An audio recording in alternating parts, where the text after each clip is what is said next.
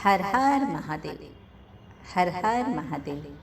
किमिह किङ्काय स खलु किमुपायस्त्रिभुवनं किमाधारो धाता सृजति किमुपादान इति च अतर्क्यैश्वर्ये त्वयि यनवसरतुस्तो हतधिय कुतर्कोऽयं कांक्षिन् मुखरयति मोहाय जगतः।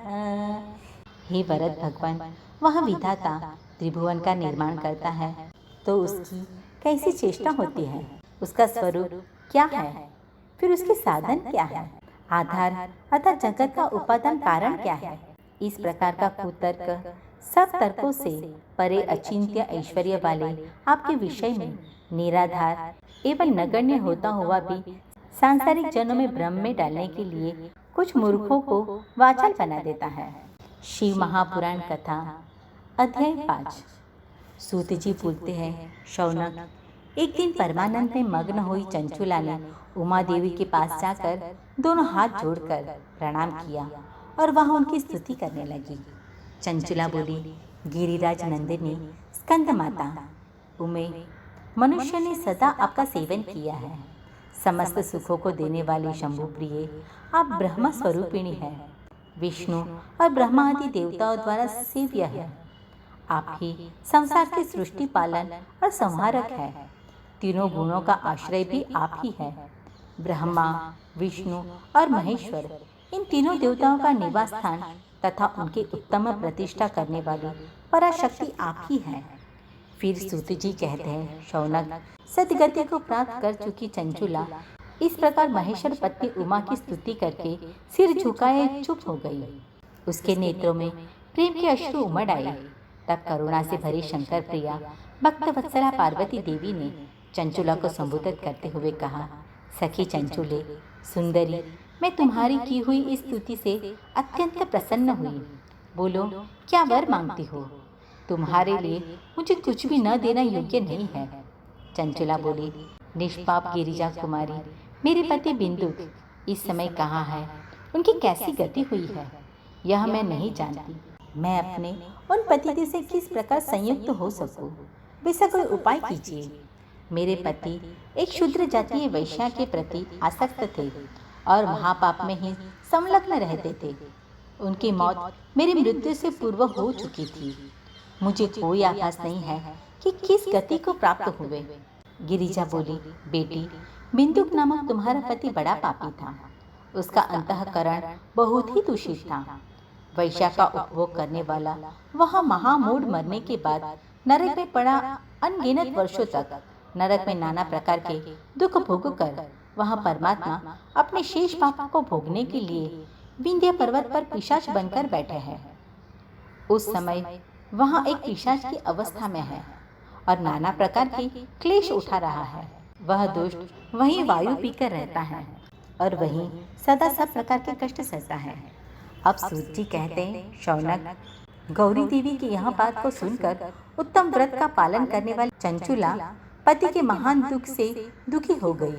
फिर मन को स्थिर कर चंचुला ने व्यथित हृदय से महेश्वरी को प्रणाम करके पुनः पूछा। चंचुला बोली, महेश्वरी, महादेवी, मुझ पर कृपा कीजिए और दूषित कर्मकांडी दुष्ट पति का अब उद्धार कर दीजिए। देवी, कुत्सित बुद्धि वाले मेरे उस पापात्मा पति को किस उपाय से उत्तम गति की प्राप्ति हो सकती है, यह शीघ्र बताने की कृपा कीजिए। आपको नमस्कार है। पार्वती जी ने कहा, तुम्हारा पति अगर शिव पुराण की पुण्यमयी उत्तम कथा सुने, सारी दुर्गति को पार करके उत्तम गति का भागी हो सकता है। अमृत के समान मधुर अक्षर से युक्त गौरी देवी का वह वचन आदर पूर्वक सुनकर चंचुला ने हाथ जोड़कर मस्तक झुकाकर उन्हें बारंबार प्रणाम किया और अपने पति के समस्त पापों की विशुद्धि तथा उत्तम गति की प्राप्ति के लिए पार्वती देवी से यह प्रार्थना की कि मेरे पति को शिव पुराण सुनाने की व्यवस्था की जाए। उस ब्राह्मण पत्नी की बारंबार प्रार्थना करने पर शिवप्रिया गौरी देवी को बड़ी दया आ गई।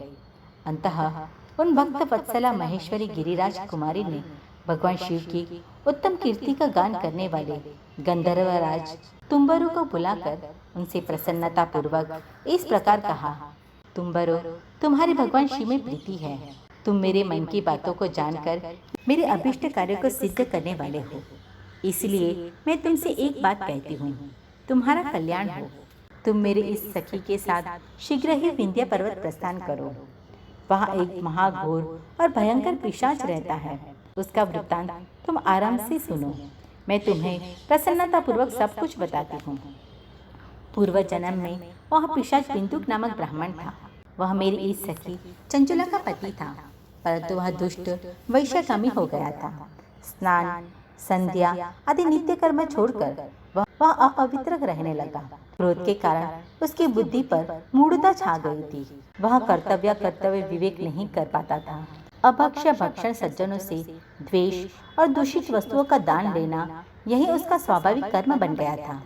वह अस्त्र शस्त्र लेकर हिंसा करता, बाएं हाथ से खाता, दिनों को सताता और क्रूरता पूर्वक पराये घरों में आग लगा देता था। चांडालों से प्रेम करता था और प्रतिदिन वैश्या के संपर्क में रहता था। बड़ा दुष्ट था। वह पापी अपनी पत्नी का परित्याग करके दुष्टों के संग को ही आनंद मानता था।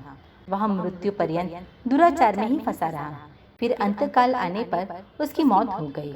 वह पापियों के भोग स्थान घोर यमपुर में गया और वहाँ बहुत से नरकों का उपभोग करके वह दुष्ट आत्मा जीव उस समय विंध्य पर्वत पिशाच बना हुआ है। वह दुष्ट पिशाच अपने पापों का फल भोग रहा है।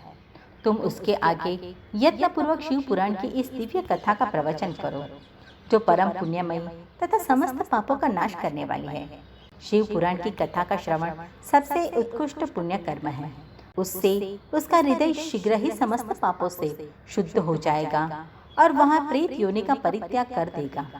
उस दुर्गति से मुक्त होने पर बिंदुक नामक पिशाच को मेरी आज्ञा से विमान पर बैठाकर तुम भगवान शिव के समीप ले जाओ। सूत जी कहते, शौनक, महेश्वरी उमा के आदेश देने पर गंधर्वराज तुम्बरु मन ही मन बड़े प्रसन्न हुए। उन्होंने अपने भाग्य की सराहना की।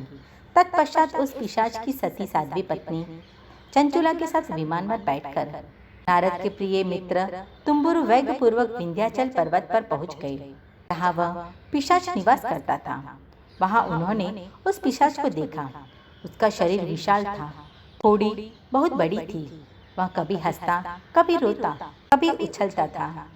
उसकी आकृति बड़ी विकराल थी। भगवान शिव के उत्तम कृति का गान करने वाले महाबली तुम्बुरु ने उस भयंकर पिशाच को पाशों में बांध लिया। तत्पश्चात तुम्बुरु ने शिव पुराण की कथा बोलने का निश्चय करके महोत्सव युक्त स्थान और मंडप आदि की रचना की। इतने में ही संपूर्ण लोकों में बड़े वेग से यह प्रचार हो गया कि देवी पार्वती की आज्ञा से एक पिशाच का उद्धार करने के उद्देश्य से शिव पुराण की उत्तम कथा सुनाने के लिए तुम्बुरु विंध्य पर्वत पर पहुंचे हुए हैं। फिर तो उस कथा को सुनने के लोभ से बहुत से देवर्षि भी शीघ्र ही वहां पहुंचे। आदर पूर्वक शिव पुराण सुनने के लिए आए हुए लोगों का उस पर्वत पर बड़ा अद्भुत और कल्याणकारी समाज जुट गया। फिर तुम्बुरु ने उस पिशाच को पाश में बांधकर आसन पर बैठाया और हाथ में वीणा लेकर गौरीपति की कथा आरंभ की। पहले अर्थात विद्वेषर संहिता से लेकर 7वीं वायु संहिता तक महात्मा सहित शिव पुराण की कथा का उन्होंने स्पष्ट वर्णन किया। 7 संहिता सहित शिव पुराण का आदर पूर्वक श्रवण करके वे सभी श्रोता पूर्ण रूप से कृतार्थ हो गए। उस परम पुण्यमय शिव पुराण को सुनकर उस पिशाच ने अपने सारे पापों को धोकर उसे पैशाचिक शरीर का त्याग कर दिया। फिर तो शीघ्र ही उसका रूप दिव्य हो गया। अंग कांति गौरव वर्ण की हो गई। शरीर पर श्वेत वस्त्र तथा सब प्रकार से पुरुषोचित आभूषण उसका अंगों का उदासीन करने लगे। वह त्रिनेत्रधारी चंद्रशेखर रूप का हो गया। इस प्रकार दिव्य देहधारी रूप होकर श्रीमान बिंदुक अपने प्राण वल्लभा चंचुला के साथ स्वयं भी पार्वती वल्लभ भगवान शिव का गुणगान करने लगा। उसकी स्त्री को इस प्रकार से सुशोभित देख वे सभी देवर्षि बड़े विस्मित हुए। उनका चित्त परमानंद से परिपूर्ण हो गया। भगवान महेश्वर का वह अद्भुत चरित्र सुनकर सभी श्रोता परम कृतार्थ हो प्रेम पूर्वक श्री शिव का यशोगान करते हुए अपने अपने धाम की ओर प्रस्थान कर गए। दिव्य रूपधारी श्रीमान बिंदुक भी सुंदर विमान पर अपने प्रियतमा के पास बैठकर सुखपूर्वक आकाश में स्थित हो बड़ी शोभा पाने लगे। तदनंतर महेश्वर के सुंदर एवं मनोहर गुणों का गान करता हुआ वह अपनी प्रियतमा तथा तुम्बुरु के साथ शीघ्र ही शिव धाम में जा पहुंचा। वहां भगवान महेश्वर तथा पार्वती देवी ने प्रसन्नतापूर्वक बिंदु का बड़ा सत्कार किया और उसे अपना पार्षद बना लिया। उसकी पत्नी चंचुला पार्वती जी की सखी हो गई। उस घनीभूत ज्योति स्वरूप परमानंद सनातन धाम में अविचल निवास पाकर वे दोनों दंपति परम सुख को प्राप्त कर गए। ओम नमः शिवाय।